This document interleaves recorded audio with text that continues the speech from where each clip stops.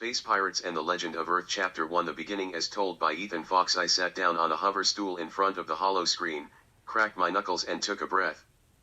In fact, I was stalling. I wasn't sure. I wanted to collect my thoughts and remember the harrowing adventure I had just put behind me. If I'm being honest, I have to admit playing both sides was a dangerous game. But in the end, I'm here to tell you about it, and that should absolve me of my sins. Putting the holo recorder on pause, I glanced out the lunette window. What looked like a Flart pleasure barge prepared to dock at the spaceport in New Providence. Its solar sails had retracted before entering the atmosphere, and it lowered itself into docking position on descending gravity waves. The Flart are a vain race to whom appearance is everything. They live to be seen in all the right places wearing all the right things. If it's the latest thing, they must have it. If it's not, they don't want it unless it's that old thing that's new again. New Providence is one of 100 interstellar spaceports in this quadrant of the Outer Rim.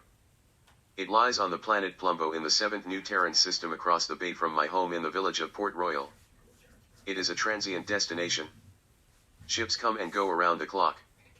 They usually stay just long enough to drop off or pick up supplies. Our town is the kind of sleepy hamlet that never attracts notice or excitement, or so I thought. My father owned and operated the Crow's Nest, an inn in a small cove at the base of a steep crag.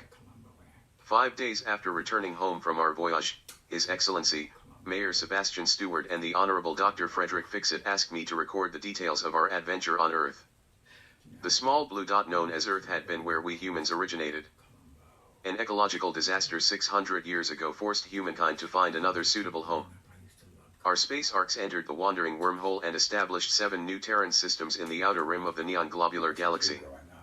It lies approximately 25 million light-years from Earth. The orbital locations of the wandering wormhole that connect the new Terran systems to the Milky Way galaxy and Earth were lost 500 years ago. The mayor and Dr. Fixit instructed me to leave nothing out of my report except for the wormhole's location, as we had yet to recover the remaining treasure still hidden on Earth. That adventure, the return to this fabled Treausre Island, would be for another day.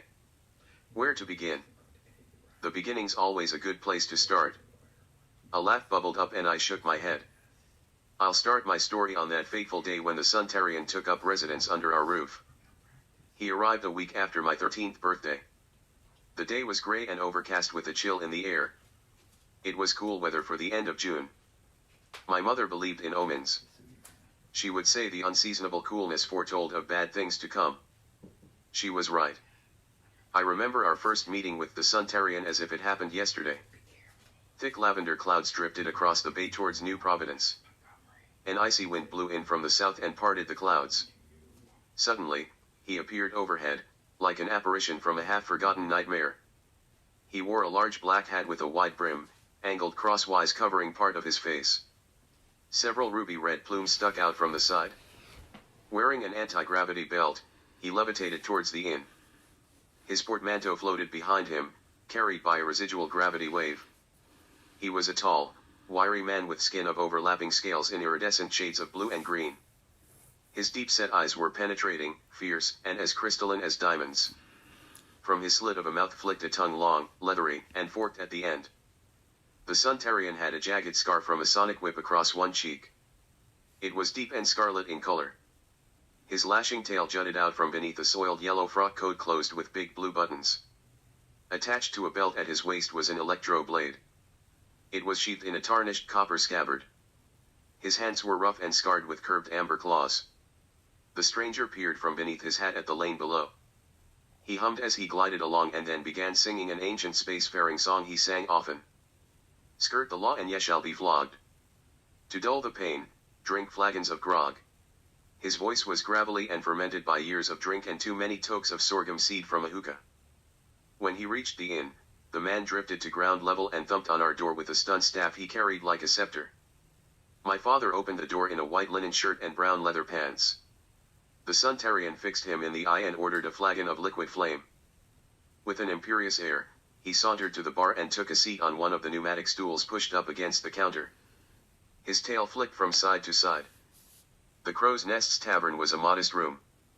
Its furniture was unpretentious and solid. In the center of the oak-paneled walls on opposite ends of the bar stood 2 large stone fireplaces. On cold evenings, they crackled from the heat of electric sparks. In front of each hearth were rustic tables and chairs. My father grabbed a decanter from the rack behind the bar. He popped open the cork and poured the golden yellow flame into a crystal flagon. The stranger admired the shimmering spirits for a moment, holding it up to the light as the flames reflected off the flagon. The corners of his mouth turned upward. With closed eyes, he drank slowly, savoring its heat while gazing out the window. The undulating rings encircling one of the two moons glowed orange in the light of the red dwarf. "This is a convenient cove," he said at last, "and a pleasant out-of-the-way tavern at that." He scoped out the empty chairs at empty tables. "Tell me, friend, do you get many customers here?" My father leaned his stocky, 6-foot frame forward, lowered his voice and grinned, which made his dimples visible. "We're off the beaten path and are